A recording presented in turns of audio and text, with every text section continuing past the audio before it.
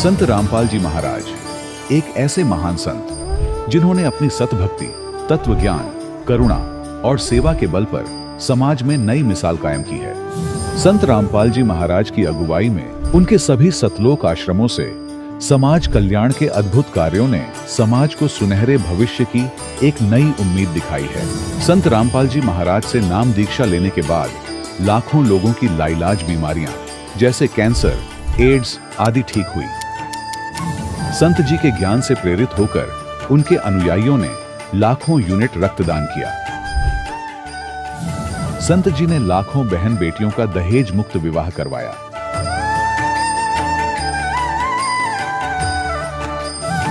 संत जी ने लाखों लोगों का नशा छुड़वाया, करोड़ों उजड़े परिवार बसे। संत जी के आश्रमों में समागम के दौरान निःशुल्क नेत्र चिकित्सा, दंत चिकित्सा प्रदान की जाती है। संत रामपाल जी महाराज द्वारा समय समय पर पर्यावरण संरक्षण के उद्देश्य से बड़े स्तर पर वृक्षारोपण किया जाता है। संत जी ने जरूरतमंदों को तत्काल राहत पहुंचाने के लिए एम्बुलेंस सेवा शुरू की। संत जी अपने अनुयायियों को देहदान के लिए प्रेरित करते हैं, जिससे मानवता की सेवा और चिकित्सा क्षेत्र में सुधार हो सके। संत रामपाल जी महाराज के सभी आश्रमों में हर रोज निःशुल्क भंडारा आयोजित किया जाता है, जहां हर वर्ग, हर जाति और हर धर्म के लोग एक साथ बैठकर भोजन करते हैं।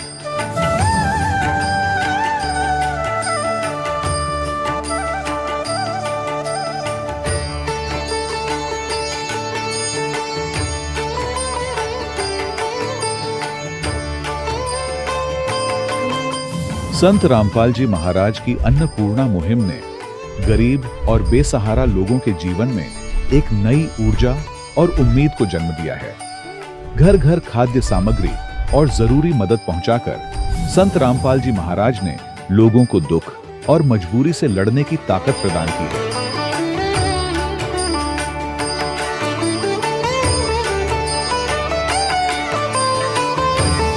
संत रामपाल जी महाराज द्वारा गरीब लोगों के लिए घर बनवाने का अद्भुत कार्य एक ऐसी मिसाल कायम कर रहा है जो सदियों सदियों संत जी की उदारता और दया भावना के तौर पर जाना जाएगा।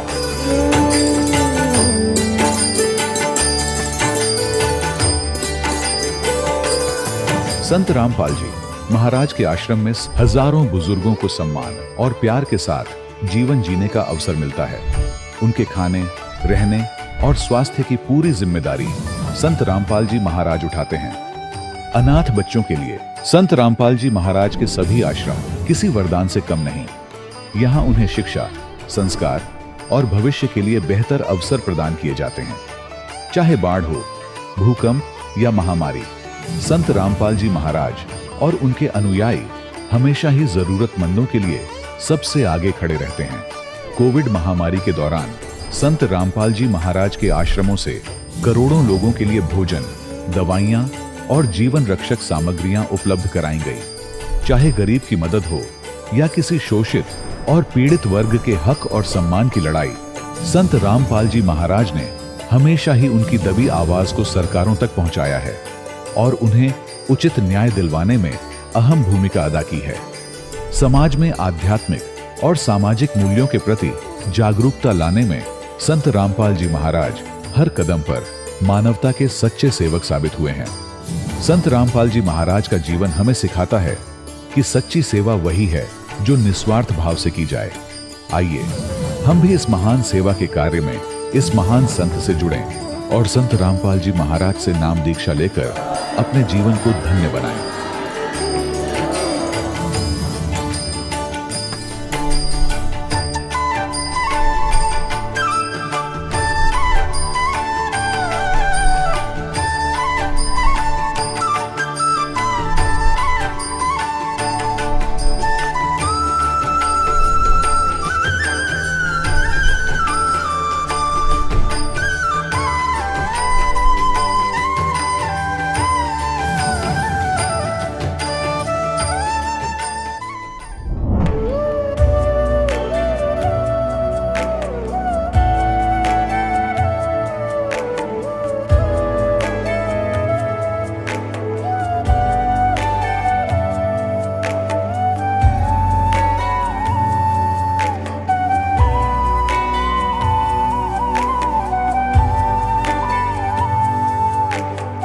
गीता अध्याय 15 के श्लोक 16-17 में 3 प्रभु बताए हैं।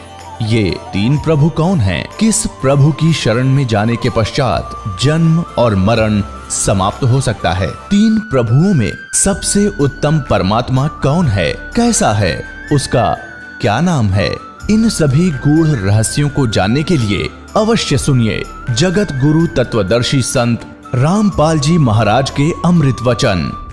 सत साहिब दर्शकों, ऋषियों, संतों, महात्माओं ने पूर्ण परमेश्वर को पाने के लिए घर बार छोड़ दिया, घोर तप किए, शरीर को भयंकर कष्ट दिया, निराहार रहे और अपने शरीर तक गला दिए, परंतु अंत में उन्हें सिद्ध शक्ति के अलावा कुछ हाथ नहीं लगा।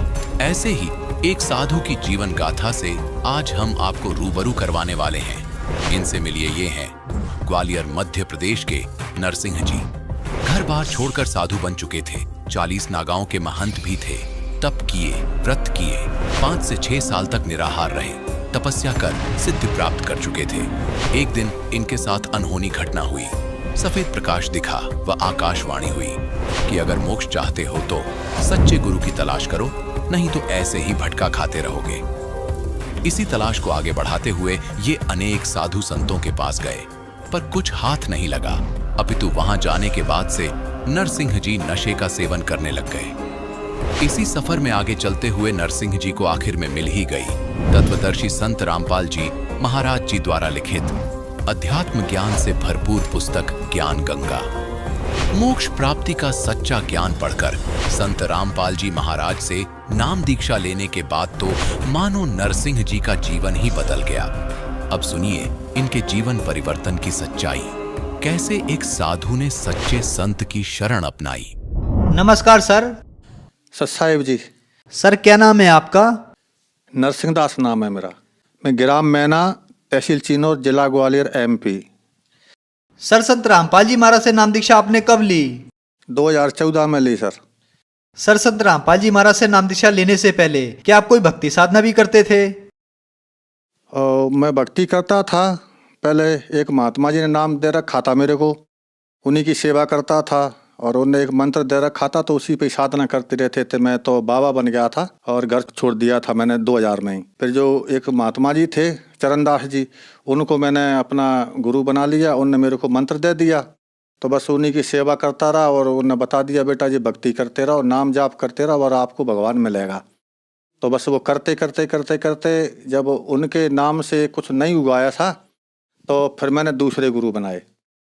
तो उनने भी बता दिया कि भाई ऐसे ऐसे भक्ति करो, आप ठीक कर रहे हो। तो उनने बता दिया कि आप व्रत करो और उपवास करो, जितना हो सके उतना करो, ऑटोमेटिक ये पूजा पाठ बंद कर दो, आप तो तपस्या में लग जाओ। फिर मैं एक गुफा बनवाई और गुफा बनवा के फिर मैं उस तपस्या में लग गया। मैंने खाना पीना भी बंद कर दिया। 5-6 साल मैंने कोई अन्न आहार नहीं किया, केवल कोई फल फ्रूट आ जाता तो खा लेता था और कभी कभार आलू वगैरह आ जाते थे तो उसको भूंज करके खा के और गुफा में घुस जाता था। 5 साल तक जब मैं साधना करता रहा तो एक सिद्धि सी प्राप्त हो गई मेरे अंदर। इतना मैं देख लेता था कि जब कोई मेरी गुफा की तरफ आता था तो मैं उसको देख लाता था 1 किलोमीटर 2 किलोमीटर दूर से कि कोई मेरी तरफ आ रहा है। और कुछ ला रहा होता था तब भी देख लेता कि आज फलाना आदमी आ रहा, मेरे लिए ये चीज़ लेके आ रहा है। तो मैंने सोचा कि अब तो बहुत अच्छा हो गया। बोले तपस्या वो गुरुदेव ने मेरे को सही बताई थी, जो कि इतनी बड़ी उपलब्धि मेरे को हो गई। मैं इसी को ही बहुत बड़ा चमत्कार मान रहा था गुरुदेव का। फिर तपस्या करते करते एक दिन क्या मेरे को एक वाइट कलर का प्रकाश नजर आया और उसमें से आवाज़ आ रही थी। मेरे को जी नहीं दिखा, उसकी बॉडी दिखी नहीं कि कौन है। मेरे को केवल आवाज़ आ रही थी कि बेटा अभी तो कुछ नहीं है, अभी तो ये तेरे को सिद्धि साधी लाग गई, इससे कुछ नहीं होने वाला है। बोले अगर मोक्ष की गति चाहते हो तो इसके लिए कोई सच्चे गुरु की तलाश आपको करना पड़ेगी और नहीं तो ऐसे ही भटका खाते रहोगे आप लोग। फिर मैंने सोचा कि ये कैसे बात बनेगी। फिर मैं बाहर निकल आया, घूमता रहा, वो सच्चे गुरु की तलाश में बहुत जगह गया मैं, पर कोई अब जो भी मेरे सामने वो महात्मा मिलता तो मैं वो महात्मा 18 और मैं 25, इतना फर्क मेरे को उसमें दिखता था। तो मैंने कहा कि अब इनको गुरु में क्या बनाऊं कि ये तो मेरे से वैसे ही बहुत कमज़ोर हैं। ये बने जरूर हैं, मठाधीश थे, बड़े बड़े जटा जूट रखा रखे थे, उन्हें बड़े बड़े आश्रम पे पैसा वाले भी थे। पर भक्ति उतनी कुछ नहीं थी उनके पास। जब मैं उनको अपनी आंख से देखता था तो उसमें कुछ नहीं था, केवल पैसा था उनके अंदर। कईयों पास गया तो एक बार मेरे को कबीरपंथी कुछ भाई मिले।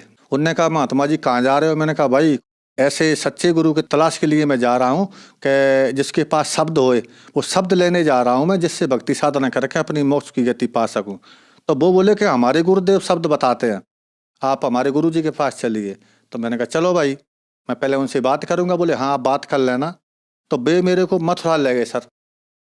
मथुरा में जाकर पहुंचे, वहाँ के जो प्रचारक थे, क्या नाम है वो, तुलसीदास जी महाराज, जय गुरुदेव। तो उनके पास मैं गया तो उनसे भी बातचीत हुई ऐसी। तो उन्होंने कहा बेटा भक्ति करो, मैं सवेरे आपको नाम दूंगा। तो जब उन्होंने मेरे को नाम दिया सवेरे, और नाम देते के बाद में उन्होंने मेरे से कहा था कि बेटा चिलम मत पीना और हुक्का पी लिया करो, क्योंकि हुक्के में तो वो तम्बाकू छनके जाती है तो वो तेरे को नुकसान नहीं करेगी, और हुक्के में कोई दिक्कत नहीं है। तो मैं 500 रुपये का जिल लम्बा हुक्का लेके आ गया मैं, और 3 किलो तम्बाकू आके मैंने अपनी गुफा पर रख लिया, और फिर दे दनादन हुक्का चलता रहा। तो छाती पे ऐसा हो गया कि जलन सी चालू हो गई, क्यों हुक्का का सीधा धुआं जाता है। चलता रहा तो 3, 4, 5 साल तक। फिर मैंने उनको पूछा, मैंने हुक्के से तो मेरे को दिक्कत खड़ी हो रही है। बोले नहीं इससे कुछ दिक्कत खड़ी नहीं होगी, जो पहला कवर जमा है ना वो हट रहा है, और जे कवर दूसरा चढ़ रहा है। तो मैं फिर लगा रहा साधना करने के लिए। उनने बता दिया था मेरे को कि ऐसे कानों में उंगली डालना है और ऊपर सुनना है, इसको सब तेरे को सुनाई पड़ेगा, जो भी आवाज़ सुनाई पड़ेगी उसी को शब्द कहते हैं, उसको पकड़ लेना, बस उसी को सुनते रहना, सो तुम स्वर्ग पहुंच जाओगे।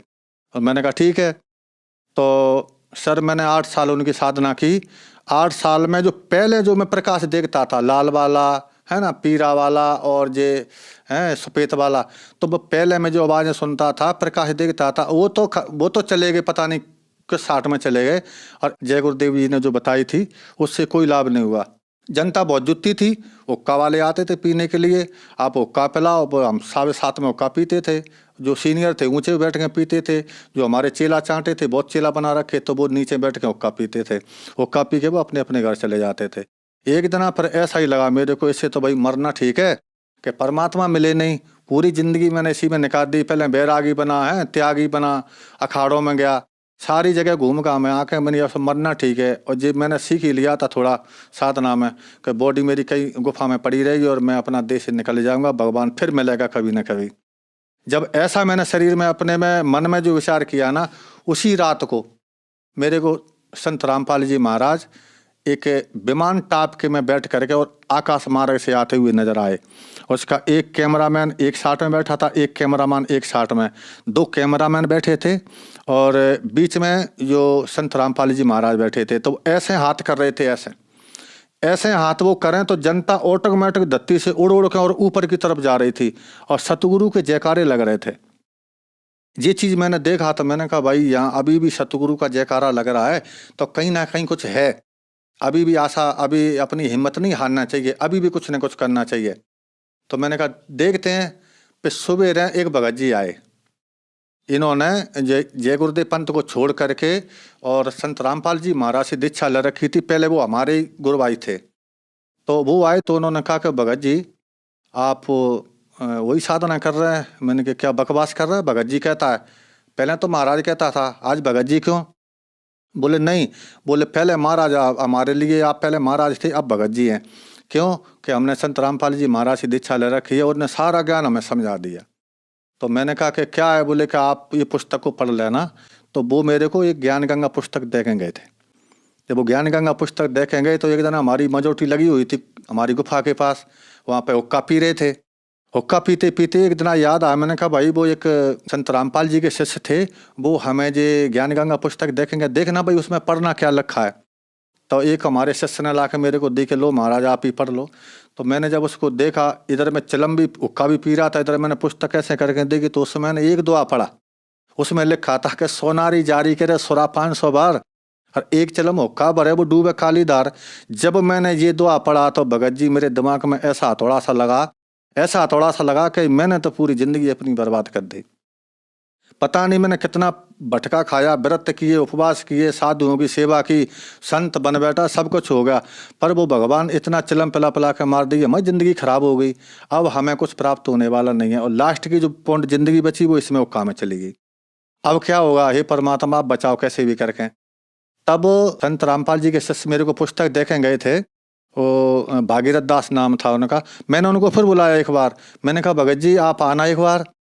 तो वो सवेरे आए, बोले क्यों पढ़ी पुस्तक? मैंने कहा भाई पुस्तक की बात तो ठीक है, वो तो पढ़ ली, जो संत रामपाल जी महाराज जो आपके गुरु हैं वो बात कर लेते हैं। बोले हाँ बिल्कुल आपसे बात करेंगे। तो मैंने कहा मेरे को ले चलो आप हरियाणा। तो उन्होंने कहा ठीक है चलो। 28 तारीख आई, 28 को हम जहाँ से चल दिए, 29 तारीख को सवेरे हम आश्रम में पहुँचे। वहाँ पहुँचे तो वहाँ जा कर के अंदर उन्होंने कहा, मैंने कहा भाई पहले मैं बात करूँगा महाराज जी से, इसके बाद मैं नाम दे चलूँगा। तो वो भगत बोले कोई दिक्कत नहीं है, बोले अब तुम सही जगह पे आ गए हो, आप पहले नाम लो, नाम लेके आप परमात्मा के दर्शन करना। फिर मैं वहाँ से संत रामपाल जी के यहाँ से मैंने नाम दीक्षा ली। सर, संत रामपाल जी महाराज से नाम दीक्षा लेने के बाद क्या आपको कोई लाभ भी प्राप्त हुए? जैसे ही मैंने संत रामपाल जी महाराज से दीक्षा ली और नाम लेकर के जो परमात्मा के मैं दर्शन करने के लिए गया, जैसे ही संत रामपाल जी महाराज अपनी वहाँ से बाहर निकले भक्तों को दर्शन देने के लिए, तो जैसे ही मैं सामने ही खड़ा था, जैसे ही मेरे उनके ऊपर जो दृष्टि पड़ी ना, तो एकदम मैं ऐसा हो गया कि मन पर मेरे अंदर से कोई भूत निकल गया हो। तो एकदम ठंडक आ गई। वो परमात्मा संत रामपाल जी महाराज चले गए अपने भक्तों को हाथ रखते रखते आशीर्वाद देते देते। जब मेरी बारी आई तो मेरे पे आशीर्वाद नहीं दिया, मेरे सर पे उन्होंने हाथ नहीं रखा और ऐसे निकल के चले गए। तो फिर एकदम मैं रोने लग गया। मैंने कहा हे भगवान, आप जंगल में गए थे मेरे को लेने के लिए, आप मेरे को जंगल में से बुला करके जहाँ ले आए और जहाँ आपने मेरी बात भी नहीं सुनी। तो इतनी दूर से जब वो संत रामपाल जी महाराज लौट के आए और लौट के आए मेरे से कहा कि मैंने क्या नहीं सुनी बेटा तेरी, सब कुछ तो सुन ली। तो फिर मेरे को लगा कि भाई यहाँ जब पक्का काम है। तो उन्होंने कहा तुमने नाम दीक्षा ले ली? मैंने कहा नाम दीक्षा ले ली। बोले बेटा भक्ति करो। और जी हुलिया क्या बना रखा, मेरे बड़े बड़े बाल थे, बड़े बड़े जटा थे। तो मैंने कहा ठीक है, तो अब मैं भक्ति कर रहा हूँ। और उन्होंने कह दिया था कि अब तुमको कोई भूत व्याधा नहीं सतावेगी। तो पहले बहुत से आते थे जिन भूत बेताल वगैरह, अब कोई नहीं आता और बढ़िया भक्ति हो रही है और बढ़िया साधना में लगे हुए हैं। और जबकि पहले मैं मरने के लिए जा रहा था, पहला लाभ तो यही है कि जब मेरा बिल्कुल ऐसे लकड़ी जैसा शरीर हो गया, व्रत करते करते उपवास करते करते, तो एकदम ऐसा नया जीवन मिला जो भक्ति साधना करने से आज देखो मेरी बॉडी कैसी है, बिल्कुल जे लग रहा है मैं तो अभी घर से निकल के आ रहा हूँ। जब मैंने जी दीक्षा नहीं ली थी जब, तो पहले अगर आज भी मेरे को लोग देखते हैं तो वो पहचान नहीं पाते हैं कि आप वही हैं क्या। तो ऐसा हो गया था मैं, बिल्कुल मेरी अंदर की लीवर खराब हो गया था, क्योंकि 5 साल मैंने खाना नहीं खाया तो वो सुकड़ के इतना नेक हो गया था। तो उसमें आधी रोटी 1 रोटी जाती थी केवल बस। तो अगर ज़्यादा खाता था तो बीमार हो जाता था और कम रोटी खपती थी, इससे बिल्कुल शरीर कमज़ोर होता जा रहा था। तो पहली बात तो यह है कि जब परमात्मा संत रामपाल जी महाराज से मैंने दीक्षा ली, तो जो मैंने मंत्रों के जाप किए, जो क्रिया उन्हें बताई थी, जो मैंने करना चालू की, तो आज मेरा वो लीवर भी सही है और मेरी पूरी बॉडी बिल्कुल ऐसे लगती है कि जी पता नहीं कौन है। और अगर आज वो देखें तो मेरे कोई पहचान नहीं पाएगा कि जी वही हैं कि दूसरे हैं। तो संत रामपाल जी महाराज ने मेरे को नया जीवन दान दिया है और इतने बहुत से लाभ किए हैं मेरे साथ। तो इतने लाभ किए हैं कि एक बार रात को वो जिंद फिर आ गया था वहाँ पर। ये संत रामपाल की साधना छोड़ने के लिए वो मना कर रहा था। बोले पहले ही बढ़िया था, कोई दिक्कत नहीं, बढ़िया चलम चलती थी, वो का चलते थे। अब तो यहाँ पे कुछ होता भी नहीं है, हैं। तो बोले पहले हम भी आते थे तुम्हारे लिए, पैसा की कोई कमी नहीं पड़ती थी, हम पैसा भी आपको व्यवस्था कर देते थे। तो मैंने उनको कहा भाई अब तो मैं बिल्कुल ठीक हूँ, मेरे को कोई परेशानी नहीं है। तो वो भी धीरे धीरे करके फिर मैंने अर्जी लगाई संत रामपाल जी महाराज को, मैंने फ़ोन लगा के अर्जी लगाई मैंने कि वहाँ पे मैंने कहा भगत जी ऐसी ऐसी बात है, यहाँ पे भूत परेशान कर रहे हैं मेरे को। संत रामपाल जी महाराज ने वहाँ बता दिया कि बेटा भक्ति करते रहो और कबीर साहब सब ठीक करेंगे। आप तो भक्ति करते रहो, भक्ति मत छोड़ना, अगर भक्ति छोड़ देना ना तो फिर वो परेशानी खड़ी हो जाएगी। तो आज मैं भक्ति करता आ रहा हूँ, आज तक के स्थिति में मेरे को कोई परेशानी नहीं है और आज बिल्कुल सही सलामत मैं आपके सामने खड़ा हूँ। और जब से जो मैंने ज्ञान गंगा पुस्तक पढ़ी और उसमें जो मैंने देखा और फिर मैंने गुरु दीक्षा ली संत रामपाल जी महाराज से, तब से नशा, बीड़ी, सिगरेट, गांजा अरे पीने की तो चली बात है, कहा मेरे पास कोई बीड़ी पीने वाला भी आदमी नहीं बैठता, ना मैं किसी को बैठाता मैं इन लोगों के पास, और ना हमारी गुफा पे कोई अब ऐसा आदमी आता कि जो बीड़ी पीता होगा। जब तक संत रामपाल जी महाराज के शरण में नहीं जाते, जब तक नशा से मुक्ति नहीं मिल सकती। संत रामपाल जी महाराज की अगर कोई पुस्तक भी पढ़ ली किसी ने, तो उसी से उसका उद्धार सा हो जाता है, ऑटोमेटिक उनको प्यास लगती है। इनके शब्द में और इनके मंत्रों में इतनी शक्ति है कि ये चीज़ बगल में आती ही नहीं है। जो नशा हो, कुछ भी हो, सब बुराइयों से वो दूर हो जाता है बिल्कुल। ऐसी शक्ति है उनके शब्द में, शक्ति है। और जो नाम उन्होंने दिए हुए हैं वो बिल्कुल शास्त्रों में जो है उन्होंने एक एक बात बताई है, हर शास्त्र की बात मेरे को बताई। जब मैं समझ गया, क्योंकि मैं पहले पुराण शास्त्र पढ़ चुका था, पर मेरे को समझ में नहीं आ रही थी, उसकी वो कुंजी नहीं मिल रही थी, उसकी कुलजी जो ताला लगा हुआ था। ऊपर से मकान को तो देख लेता कि जो मकान बना है, फिर ताला खोल के अंदर नहीं जा पा रहा था, इसका मतलब क्या होता है। पर संत रामपाल जी महाराज ने सारा मतलब मेरे को समझा दिया। और पहले तो मैं इतना बड़ा जो गुरु पद पे बैठा हुआ था, तो कुछ लोग मेरे पास आया करते थे कि महाराज जब मोड़ा गांजा ज़्यादा पीता है, चिलम ज़्यादा पीता है, तो मैं चुप हो जाता था कि मैं क्या करूं, मैं तो खुद पीता हूं भाई। जब मेरी भी नहीं छूट पा रही है तो मैं तेरे लड़के की मैं क्या छुड़ाऊंगा। तो मैं चुप हो जाता था, उनसे कुछ नहीं कहता था, कह देता कि और किसी महात्मा को देख ले भाई, मेरे बस की बात नहीं है। और बहुत से लोग ऐसे आते थे, बस हमको तो वही लोग अच्छे लगते थे जो कुछ चिलम पीने वाले आते थे। कई लोगों ने ऐसे प्रश्न किया, मैंने कहा ना, फिर छुड़ाया, कुछ नहीं हुआ उससे। वो तो संत रामपाल जी महाराज जब शरण में गए तो आज बिल्कुल मैं स्वस्थ हूँ, मेरे को कोई बीमारी नहीं, कोई रोग नहीं है, आज मैं बिल्कुल स्वस्थ हूँ और अच्छा हूँ। सर, संत रामपाल जी महाराज से नाम दीक्षा कैसे ले सकते हैं? संत रामपाल जी महाराज से दीक्षा के लिए परमात्मा ने वहाँ से हर प्रांत में, हर जिले में नामदान केंद्र खोल रखे हैं। तो कोई भी प्रांत से, और वहाँ पर टीवी से आप देखोगे तो नीचे पट्टी पे वो नंबर आते हैं। अगर जानकारी ना हो तो उस पर नंबर लगा करके आप फ़ोन पे पूछ सकते हैं कि पुस्तक कहाँ मिलेगी। वैसे तो परमात्मा ने इतना कर रखा है कि हर गांव गली गली में पुस्तक सेवा हो रही है, आप उनसे पुस्तक लेकर के उसे पढ़ सकते हैं। अगर उसमें अच्छा लगे आपको तो नाम ले सकते हैं, नहीं तो आप टीवी पे सतगुरु संत रामपाल जी महाराज प्रवचन देते हैं तो उसमें आप सुन सकते हैं। उसमें नीचे नंबर आ रहे हैं, उनमें आप नंबर को फ़ोन लगा करके आप पुस्तक मंगा सकते हैं और अपने नाम के लिए जानकारी भी ले सकते हैं कि हमें नाम कहाँ मिलेगा। हर जिले में और नामदान केंद्र खोल रखे हैं, वहाँ पे जा कर के और आप सतगुरु रामपाल जी महाराज से नाम दीक्षा प्राप्त कर सकते हैं। धन्यवाद सर। सत्साहिब दर्शकों, अभी आपने सुने संत रामपाल जी महाराज से दीक्षा प्राप्त करके सुखी हुए भक्त के अनुभव। अब देखिए जगत गुरु तत्वदर्शी संत रामपाल जी महाराज के मंगल प्रवचन। तो जो प्रसंग चल रहा है कि हम इनकी पूजा नहीं करते, जैसे एक पति भर्ता लड़की होती है, वो अपनी ससुराल में चली जाती। पति भर्ता के गुण ये होते हैं कि वो अपने पति के अतिरिक्त अन्य किसी भी पुरुष में पति वाला भाव ना रखे। लेकिन उस पतिव्रता का ये अर्थ नहीं है कि वो किसी पुरुष की ओर देखे नहीं, या किसी को प्रणाम नहीं करे, या किसी का सत्कार नहीं करे। ये भी उस पतिव्रता के अंदर एक गुण होते हैं। आय का आदर करे, जैसे जेठ है, जेठानी है, ससुर है, सास है, छोटी बड़ी ननंद है, देवर हैं, उन सब का यथोचित आदर करे, उनके सत्कार करे, उनका काम करे। बर्तन धोने हैं, रोटी पौनी है और कोई 100 काम करने, तो उनको यथोचित सत्कार करे, मृदु भाषा प्रयोग करे, तो वो पतिव्रता सही है। और दूसरे शब्दों में वो पतिव्रता ठीक है, अपने पति के अतिरिक्त अन्य से 16 माथे ना बोले, तो वह पतिव्रता नहीं, वह कड़ियारी है, क्योंकि वो सारे घर में झगड़ा करवा देगी। तो इसलिए हम भगत भी तभी होंगे और पतिव्रता पद पर तभी चलेंगे जब हम सभी जितनी भी शक्तियां हैं उनका यथोचित आदर करेंगे। तो पतिव्रता पत्नी जब लड़की अपने सह परिवार में रहती है, ज्वाइंट फैमिली में, तो तब तक वो इतना अच्छा व्यवहार करती है, सबके साथ मेल रखती है, देवर के बच्चों को भी अपने जैसा समझती है, जेठ के बच्चों को भी अपने जैसा समझती है। उनको ऐसा नहीं लगता कि जैसे हम पराये से हों, लेकिन उसका जो भाव है अंदर से वो अपने पति के साथ होता है। और उसका पता उसको तब चलेगा जब वो डिवाइड होंगे, भिन्न भिन्न होंगे भाई, तो तब पता चलेगा उसकी आस्था किसमें थी।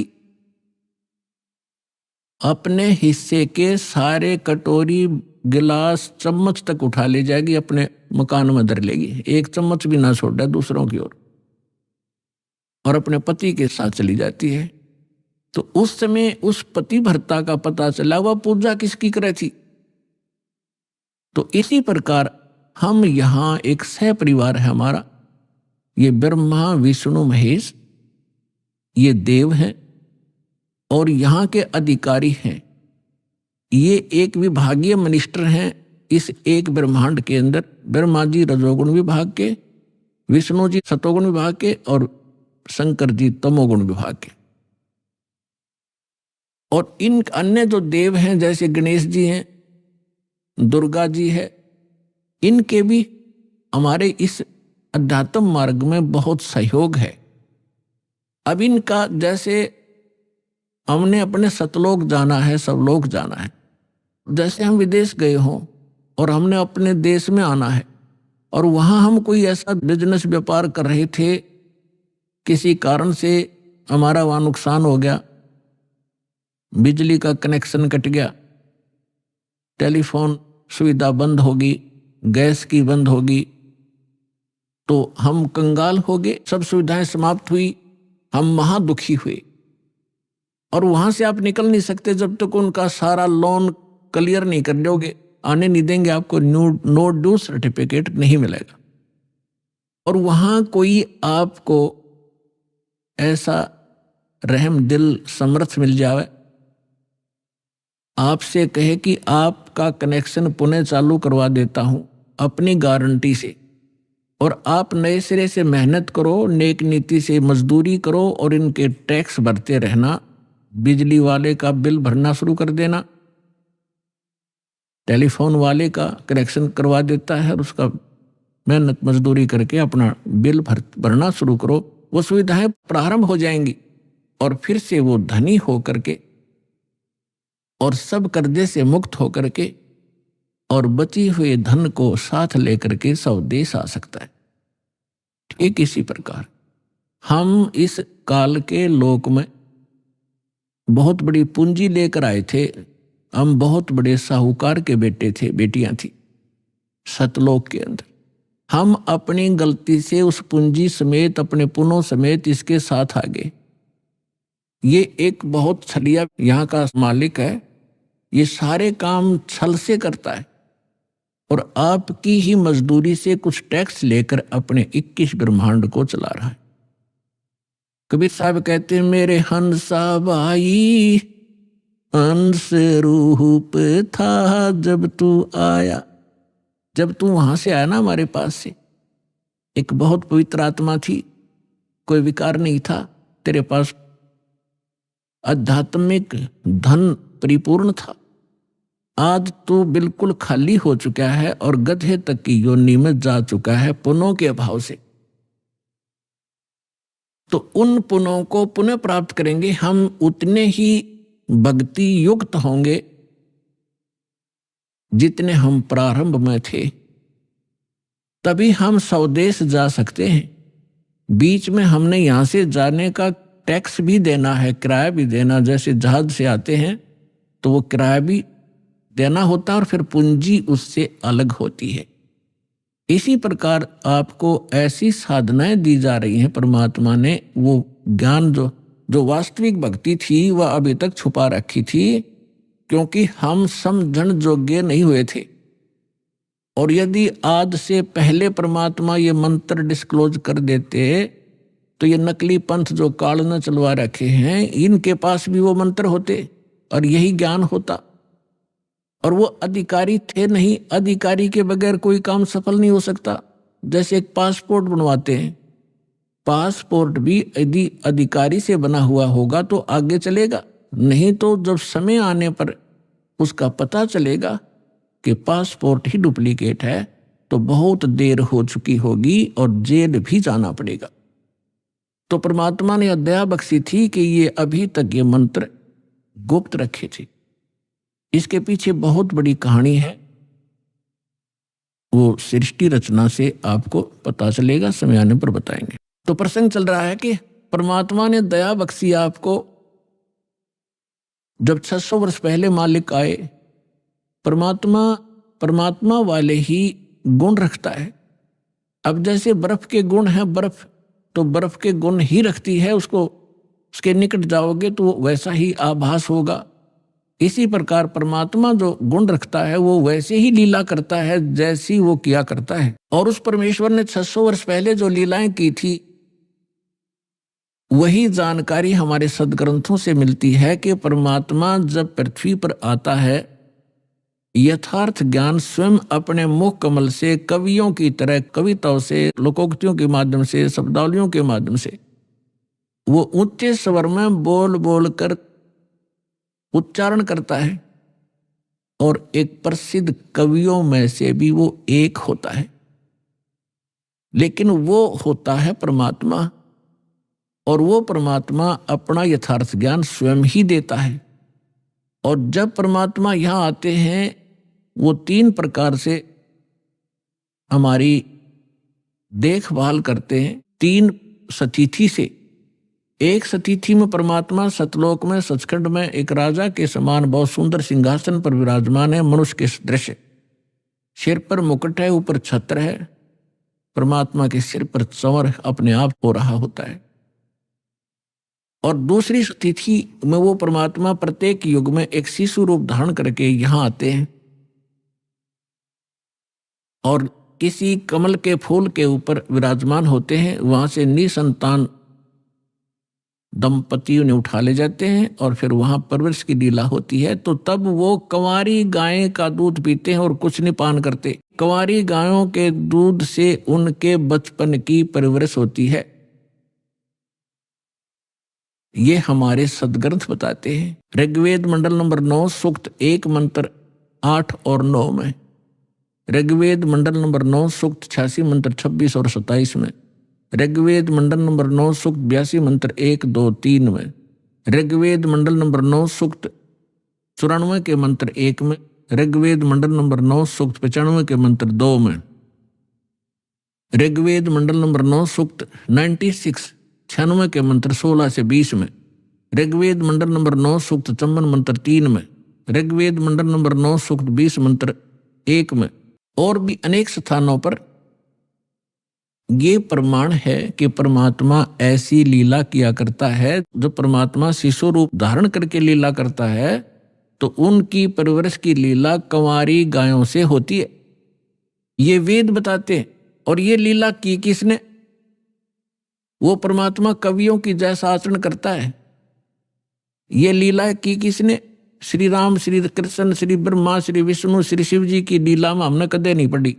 हम हिंदू धर्म में ओड जोड़ हो गए। अब परमेश्वर की लीला में 600 वर्ष पहले मालिक आए थे, उन्होंने कबीर भगवान ने ये लीला की थी। तो who is God? Kabir is God.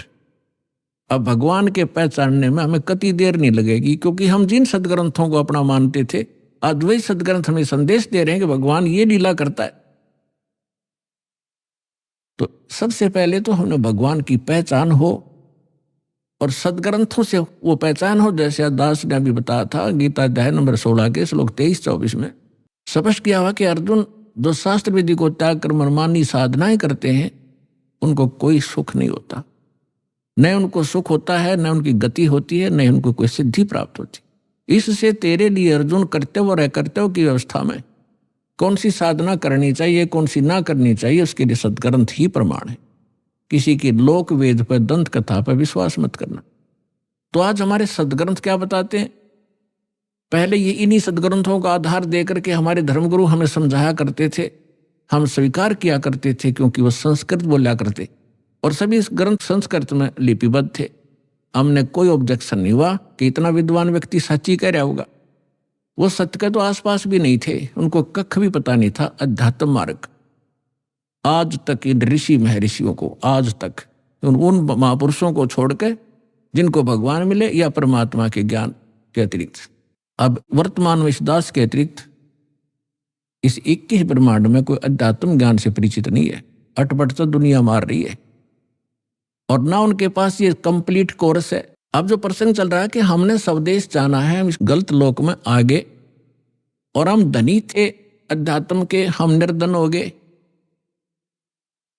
हम पशु तक की योनि में भटक रहे हैं, घास फूस खाकर गुजारा कर रहे, और हम सतलोक में क्या आहार करते थे, कैसी सुविधाएं हमें प्राप्त थी, उसकी तुलना हम इस काल के स्वर्ग लोक और ब्रह्मलोक में भी नहीं दे सकते।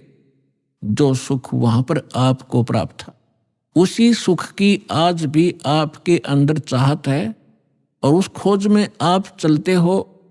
रास्ते में ना जाने कितने ये बटपार मिलते हैं, ठग मिसगाइड करके आपको भ्रमित कर देते हैं, मंजिल से दूर रख देते हैं।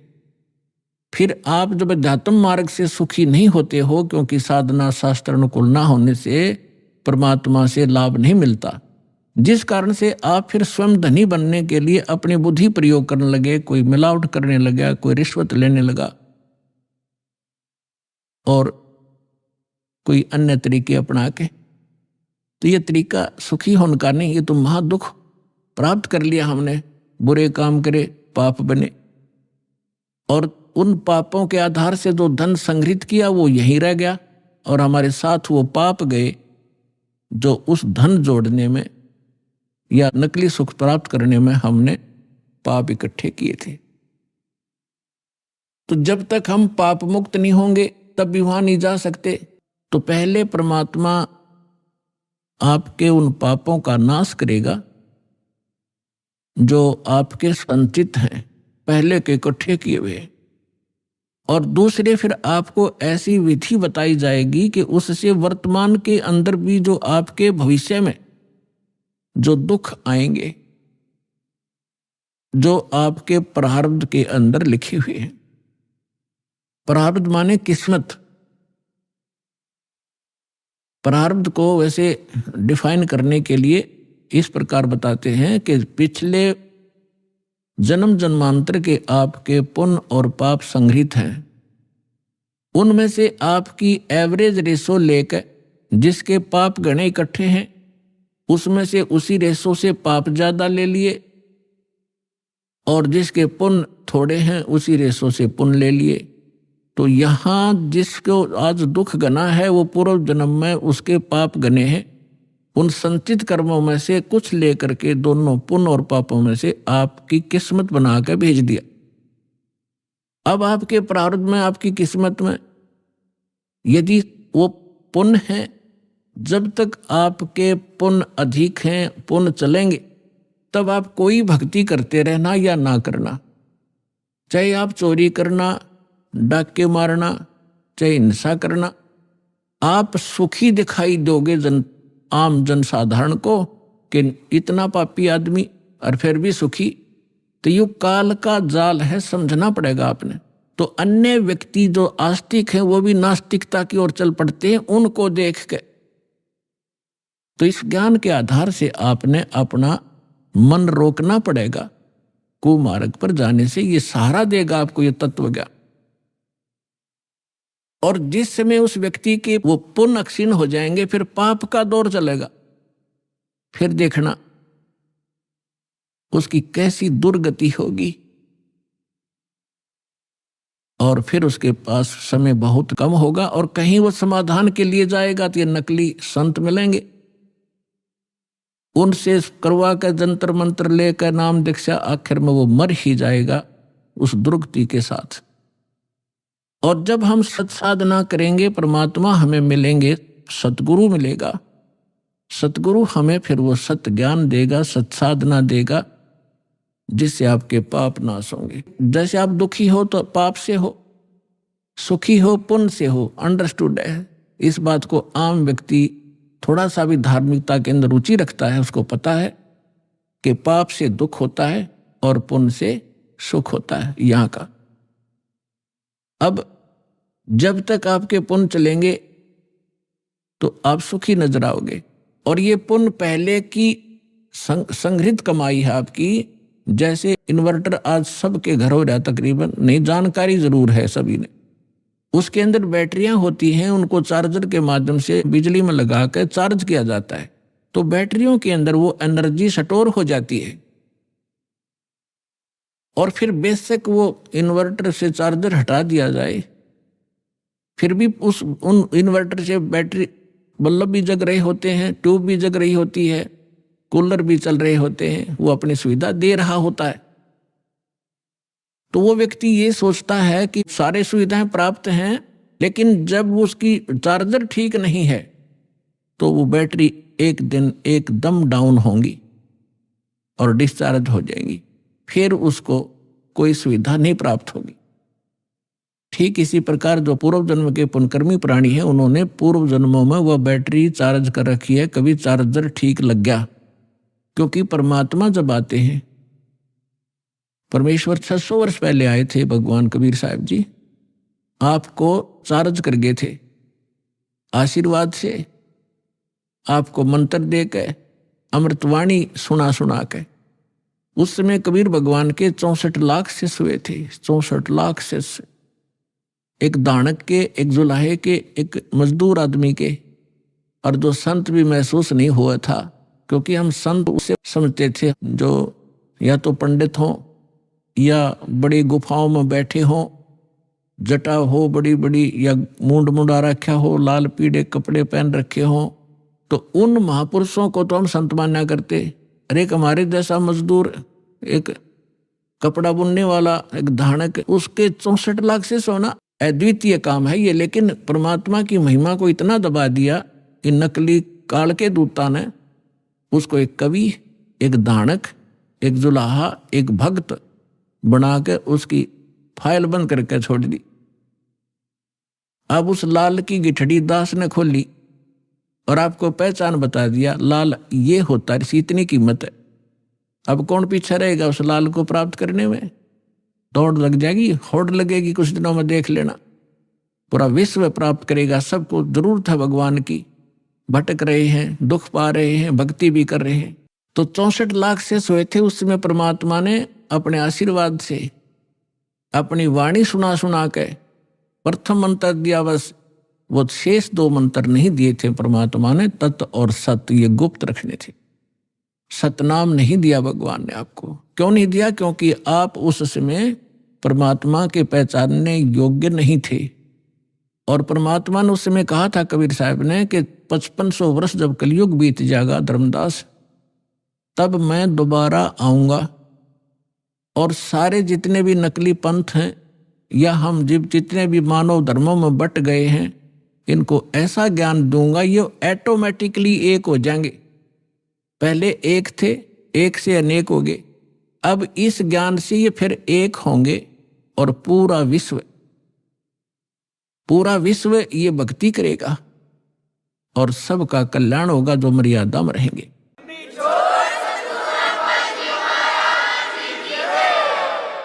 तो अब वो कलयुग का वो आ गया, वो समय निर्धारित जो परमात्मा ने ठीक रखी थी, वो ठीक का समय अब आ चुका है।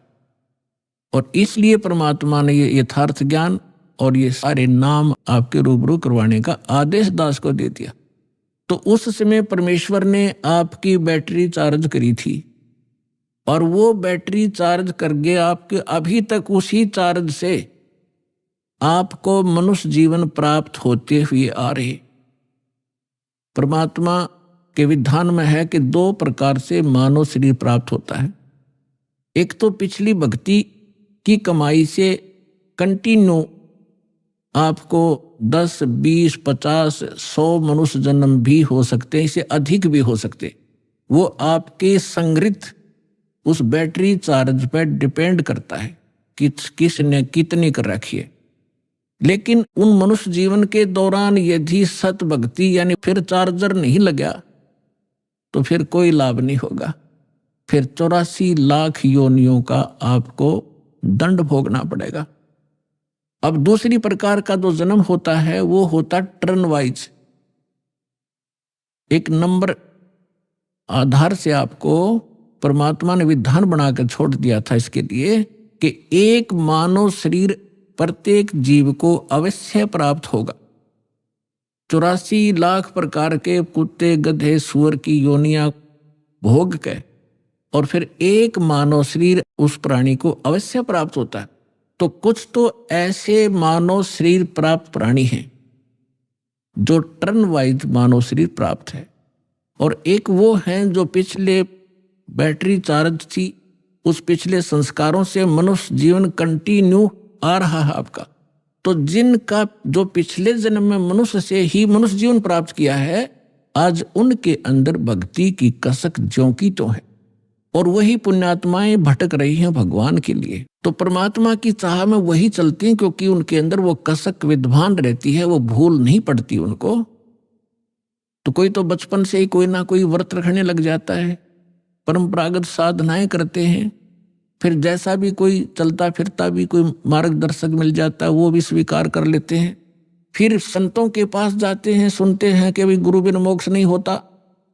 फिर उन संतों के पास भी वही पुण्यात्माएं जो पूर्व जन्म से मानव शरीर से ही आए हैं, वही भटक रहे हैं, उनके अंदर चाह है, कसक है भगवान की, वही इन धार्मिक स्थलों पर जा रहे हैं, वही इन नकली संतों का फंस गए। ये दो प्रकार से मानव शरीर प्राप्त होता। तो 600 वर्ष पहले आप जी परमात्मा के संपर्क में रहे थे, आपने चार्जर ठीक लगाया था, और उसके कारण आज तक आप मनुष्य शरीर प्राप्त करते हुए आ रहे हो, और आपके अंदर आज भी चाह है भगवान की। तो पीछे आप मानव शरीर से आए हैं। यहां थोड़ा सा एक उदाहरण देते हैं।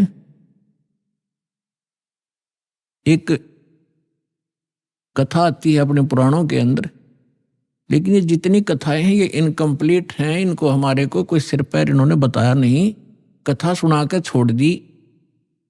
एक गरुड़ और कागभूषण की कथा आती है। एक दिन गरुड़ जी और कागभूषण जी दोनों इकट्ठे हो गए। गरुड़ भगवान विष्णु का वाहन है, और कागभूषण बहुत अच्छे जो है भक्त हैं। उनका ऊपर से मुंह कौवे का है, शेष शरीर जो है बॉडी देवता जैसी है, मनुष्य दृश्य। और गरुड़ जी की भी यही दशा है। अब एक दिन गरुड़ जी ने पूछा कि हे कागभूषण, आपके पास बैठकर मुझे बहुत शांति होती है, और आप बहुत अच्छे भक्त हो, आपको ये सारी व्यवस्था कैसे प्राप्त हुई? तब कागभूषण ने कहा कि गरुड़ जी, एक लंबी कहानी है, आपके पास समय हो तो सुनाऊं? गरुड़ जी ने कहा कि सुना भाई। कागभूषण ने कहा कि एक समय मैं मानव शरीर प्राप्त था, और मेरी 20 वर्ष की आयु थी, युवा था। एक भयंकर अकाल गिरा उस क्षेत्र में जहां हमारा परिवार रहता था। मेरा पूरा परिवार नष्ट हो गया भूख के कारण, टक्कर मार मार कर भाई बहन और माता पिता मर गए। मैं युवा था, शक्ति मेरे में ज्यादा थी उनसे। मैं कई दिन रोज तक भूख सहन करके जीवित रहा। उस क्षेत्र को छोड़कर मैं दूसरे स्थान पर चला गया जहां अकाल नहीं था। वहां पेट भर अन्न खाया, लेकिन हृदय में एक ऐसी चोट लग गई कि ये क्या क्या जीवन है यहाँ का। कल तक हम भाई बहन माता पिता के साथ बड़े प्यार से खेल रहे थे, रह रहे थे, एक दूसरे से बगैर एक पल भी दूर नहीं हो सकते थे, और आज ना माँ रही, ना बाप रहा, ना बहन रही, ना भाई रहे। इसने मुझे इतना तोड़ दिया कि अब कुछ सूझ नहीं रहा था। इतने में क्या सुना कि एक मंदिर से आवाज आई, भगवान की चर्चा हो रही थी।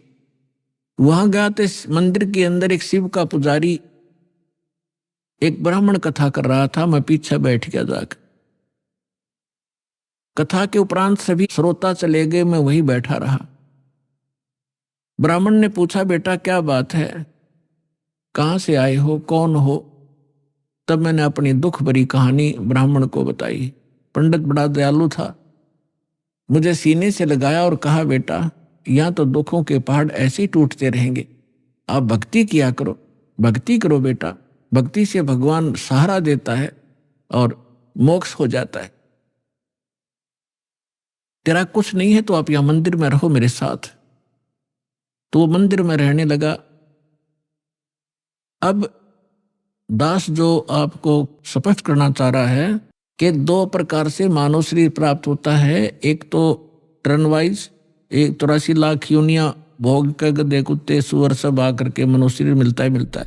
अभी आपने सुने संत रामपाल जी महाराज के मंगल प्रवचन।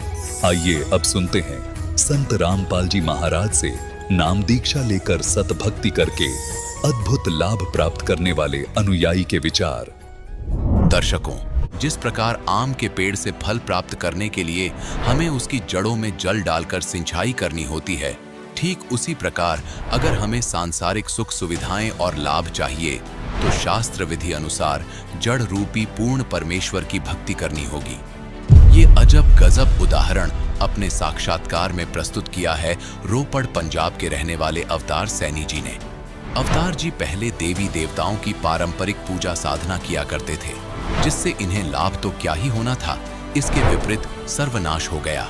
ऐसा इसीलिए क्योंकि जो ये साधना कर रहे थे वो शास्त्रों के अनुकूल नहीं थी। इससे इनके भक्ति रूपी पौधे को पोषक तत्व नहीं मिल पा रहा था, जिस कारण ये दुखी थे। पर जब से इन्हें मिली पवित्र पुस्तक ज्ञान गंगा, तब से तो मानो इनकी जिंदगी बदल गई हो। इस पुस्तक के लेखक तत्वदर्शी संत रामपाल जी महाराज जी से प्राप्त पूर्ण परमेश्वर की भक्ति करने से इनके भक्ति रूपी पौधे में यथावत सिंचाई हुई और फलस्वरूप सांसारिक सुख सुविधाएं भी मिली। संत जी की असीम कृपा से इनके साथ अद्भुत चमत्कार हुए हैं। सुनिए अवतार जी की मुंह जुबानी, उनके जीवन परिवर्तन की ये सच्ची कहानी। सर नमस्कार। नमस्कार सर। सर क्या नाम है आपका? मेरा नाम सर अवतार सैनी है, मैं डिस्ट्रिक्ट रोपड़ से आया हूँ। अवतार जी, संत रामपाल जी महाराज जी से नाम दीक्षा लेने से पहले आप क्या भक्ति साधना करते थे? सर संत रामपाल जी महाराज की भक्ति करने से पहले मैं बहुत सारे देवी देवताओं की, सबसे ज़्यादा तो हम लगता था पीर जी हमारे घर में फेमस है, जो परंपरागत पूजा थी उनकी ही करते थे। लेकिन उनकी भक्ति करते करते लाभ तो क्या होना था, सर्वनाश हो गया। इस दास का कम से कम 3 से लेकर 4 लाख रुपया उल्टा नुकसान हुआ है और वहाँ से कोई भी लाभ नहीं हुआ। लेकिन सर जैसे कि आपने बताया कि पहले आप देवी देवताओं की पूजा करते थे और जो पारंपरिक पूजाएं होती है वो भी आप करते थे, तो सर हम आपसे जानना चाहते हैं कि जब आपको उस भक्ति को करने से कोई लाभ नहीं मिला तो फिर आप संत रामपाल जी महाराज जी के शरण में क्यों गए? देखिए संत रामपाल जी महाराज की शरण में ऐसा था कि मेरा एक दोस्त था शिवदास। एक्चुअल में हम मार्केटिंग में इकट्ठा ही काम करते थे, लेकिन वो मेरा जूनियर था। तो उसने मेरे को बताया कि अवतार जी, क्योंकि उन दिनों में काफ़ी दुखी था क्योंकि बिजनेस मेरा काफ़ी डाउन में चला हुआ था, तो इतना कोसता था कि परमात्मा को कि देखो मेरे साथ वाले लोग कितने आगे निकल गए लेकिन मेरा बिजनेस इतना डाउन में क्यों चला हुआ है। तो उन दिनों में वो मिला तो उसने बताया कि क्या आप परमात्मा के बारे में जानते हो? तो मैंने उससे बोला कि हाँ जानते सभी है, लेकिन ये है कि आप अच्छा काम करो, परमात्मा सभी की फिल्म बनाता है। लेकिन उसने मेरे को बताया कि नहीं, परमात्मा का सहज शरीर है, उसका नाम कबीर है। उन्होंने बोला कि यदि आप वाकई में जानना चाहते तो ये बुक है ज्ञान गंगा, तो इसको आप पढ़िए। यदि आप इनकी भक्ति करोगे तो संत रामपाल जी महाराज है जो इनकी भक्ति बताते हैं परमात्मा की, वो भक्ति करने के बाद आपको बहुत बढ़िया लाभ होंगे।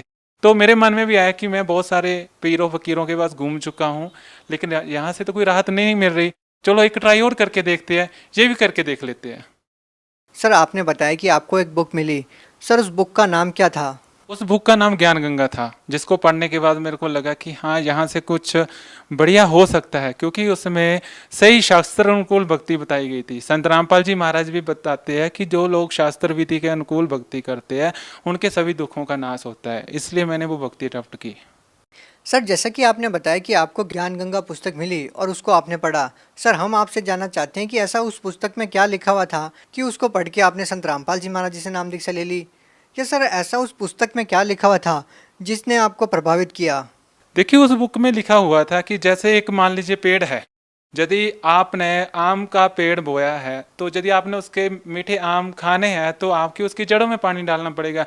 इसी प्रकार शास्त्र अनुकूल भक्ति का मतलब है कि जो मूल भक्ति है वो भक्ति करना एक ऐसा मान लीजिए जैसे एक जड़ को पानी डालना है। वो भक्ति करने के बाद हमें जो संसारिक सुविधा है वो ऑटोमेटिकली मिलती है। वो उसका जो प्रमाण है उस भक्ति का हमारे शास्त्रों में भी है, वेदों में है, गीता में है, गुरु ग्रंथ साहब में है, सभी शास्त्रों में इस भक्ति का प्रमाण है, इसलिए मैंने उस भक्ति को किया। सर, हम जिस भी संत रामपाल जी महाराज जी के अनुयायी से मिलते हैं तो वो बताते हैं कि उनको संत रामपाल जी महाराज जी से नाम दीक्षा लेने के बाद लाभ मिले हैं। तो सर, हम आपसे जानना चाहते हैं कि आपको संत रामपाल जी महाराज जी से नाम दीक्षा लेने के बाद क्या लाभ मिले। देखिए, संत रामपाल जी महाराज के नाम दीक्षा लेने के बाद इस दास को बहुत सारे लाभ हुए। उसमें से एक मोटा मोटे बताता हूँ। इस दास के पास ये नाम दीक्षा लेने से पहले इस दास के पास अपना कोई घर नहीं था। सतगुरु रामपाल जी महाराज की दया से इस दास का सबसे पहले 7 से लेकर 8 लाख एक घर बन गया, जो कि इस दास की बिल्कुल औकात नहीं थी, क्योंकि मैं पहले ऑलरेडी बिजनेस में डूब चुका था। 3 से लेकर 4 लाख का घाटा बढ़ चुका था। तो संत रामपाल जी महाराज की दया से एक तो वो 5-6 लाख का जो घाटा बढ़ा था मेरे को, उस जख्म के ऊपर मलहम लगी। उसके बाद इस दास का एक घर बना। और सबसे बड़ा लाभ परमात्मा ने दिया मेरे को कि जहाँ पे मैंने घर बनाया वहाँ पे चंडीगढ़ मनाली रोड पे मेरा घर है। और वहाँ से जो एक सड़क वालों की जो कंडीशन होती है, तो वहाँ की दूरी होनी चाहिए कम से कम 180 फुट मीटर लगवाने के लिए, तो उसकी दूरी थी 160 फुट।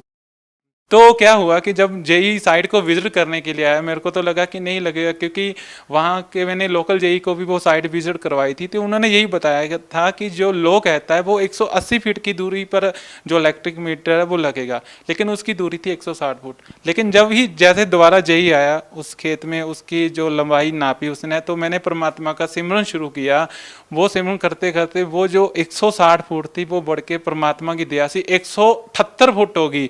तो क्या हुआ, उस जेई के मन में परमात्मा ने क्या ऐसी प्रेरणा दी, परमात्मा की ऐसी दया हुई, तो उसने 2 फुट अपने ओर से दे दिए और 180 फुट करके उसने वो फाइल जो मीटर की वो सेक्शन कर दी। परमात्मा ने ये सबसे बड़ा मेरे को लाभ दिया।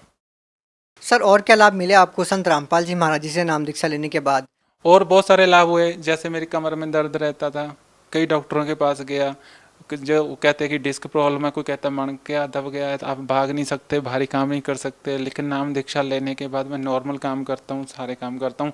उसके पहले जो इस दीक्षा लेने से पहले मेरे ऊपर भूतों का भी साया रहता था। रात को इतना दबाव पड़ता था, ऐसा लगता था कि किसी चीज़ ने मेरा गला दबा दिया। लेकिन संत रामपाल जी महाराज के नाम दीक्षा लेने के बाद वो चीज़ें आज तक मेरे को नहीं मिली। और कोई लाभ सर? उसके अलावा जो मैं काम करता था वो तो छोड़ दिया, लेकिन संत रामपाल जी महाराज ने एक और प्रेरणा दी। मैं आज की डेट में एक मिनी रेस्टोरेंट चलाता हूँ, जिसमें मेरे को बहुत अच्छी इनकम है। मैं अपनी घर की रिक्वायरमेंट पूरी करता हूँ। सर, जैसे कि आपने बताया कि पहले आप देवी देवताओं की पूजा करते थे, आन उपासनाएं करते थे। सर, हमने सुना है कि जो भी संत रामपाल जी महाराज जी से नाम दीक्षा लेता है और वो देवी देवताओं की भक्ति छोड़ देता है। संत रामपाल जी महाराज जी के बारे में भी ये कहा जाता है कि देवी देवताओं की भक्ति छुड़वाते हैं। सर, क्या कहना चाहेंगे, क्या कारण है? नहीं, ऐसा कुछ नहीं है, ये लोगों की गलत धारणाएं है। संत रामपाल जी महाराज उनकी भक्ति छुड़वाते नहीं है, उल्टा उनको एक शास्त्र के अनुकूल भक्ति बताते हैं। जो शिव जी है, कई लोग ये कहते हैं कि मेरा दोस्त ये कहता है कि यार तूने शिव जी की भक्ति छोड़ दी, ब्रह्मा की छोड़ दी। हमारे संत रामपाल जी महाराज उनकी भक्ति छुड़वाते नहीं, उल्टा सही तरीके से कैसे करनी है, कैसे वो लाभ देते हैं वैसे करवाते हैं। जैसे मान लीजिए एग्जाम्पल फॉर संत रामपाल जी महाराज भी बहुत बार उदाहरण देते हैं कि ये भक्ति कैसे काम करती है। ये हमारे एक बॉडी का पार्ट है, हम हमारे से दूर नहीं है, इनके अलावा भी हमें सुविधा नहीं मिल सकती। लेकिन संत रामपाल जी महाराज कहते हैं कि इनकी भक्ति, इनके मंत्र ऐसे काम करते हैं। जैसे मान लीजिए आप के घर में आपने वायरिंग कर रखी है, लाइट लगा हुआ है, लेकिन घर में मीटर की सप्लाई नहीं है, लेकिन आपको उसको जलाना है, वो कैसे जलेगा? एक समझदार बंदा क्या करेगा कि बिजली वालों के ऑफिस जाएगा, वहां पे अपना लोड अप्लाई करेगा, फाइल अप्लाई करेगा, मीटर अप्लाई करेगा। तो वहां पे क्या होगा, जो डिपार्टमेंट के ऑफिसर है वो आपके घर में आके मीटर लगा देंगे, उसको सप्लाई चालू कर देंगे। उसके बाद स्विच ऑन करने के बाद पक्का अपने आप ऑटोमेटिकली घूमने के लिए मजबूर होता है। उसी तरह संत रामपाल जी महाराज भी ऐसी भक्ति देते हैं कि जब वो भक्ति आप करते हो तो वैसे ही लाभ देती है जैसे बिजली लाभ देती है। सर, आप भगत समाज को क्या संदेश देना चाहते हैं? देखिए, भक्त समाज को मैं संदेश तो क्या देना चाहता हूँ, लेकिन एक रिक्वेस्ट, एक बेनती करना चाहता हूँ कि यदि आप मोक्ष चाहते हो तो संत रामपाल जी महाराज के शरण में आइए और अपना कल्याण करिए। सर, जो लोग उनसे नाम दीक्षा लेना चाहते हैं वो उनसे नाम दीक्षा कैसे प्राप्त कर सकते हैं? देखिए, टीवी पे एक नीचे येलो पट्टी फ्लैश हो रही है, उसके ऊपर कॉन्टैक्ट दिए गए हैं। आप कौन से एरिया से बिलोंग करते हैं, आप उन नंबर के ऊपर कॉन्टैक्ट करके अपने एरिया का जो नज़दीक नाम दीक्षा सेंटर है वहाँ पे कॉन्टैक्ट करके आप नाम दीक्षा ले सकते हैं। जी, बहुत बहुत धन्यवाद। Thank you.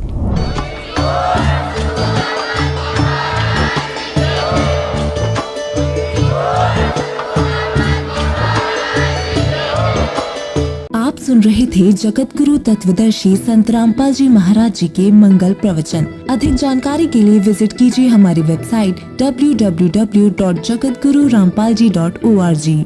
संत रामपाल जी महाराज जी के शुभ आशीर्वाद से पूरे विश्व भर में 500 से भी ज्यादा नाम दीक्षा केंद्र हैं, जिन पर संत रामपाल जी महाराज जी द्वारा ऑनलाइन निशुल्क नाम दीक्षा दी जा रही है। अपने नजदीकी नाम दीक्षा केंद्र का पता करने के लिए संपर्क करें 8222880541।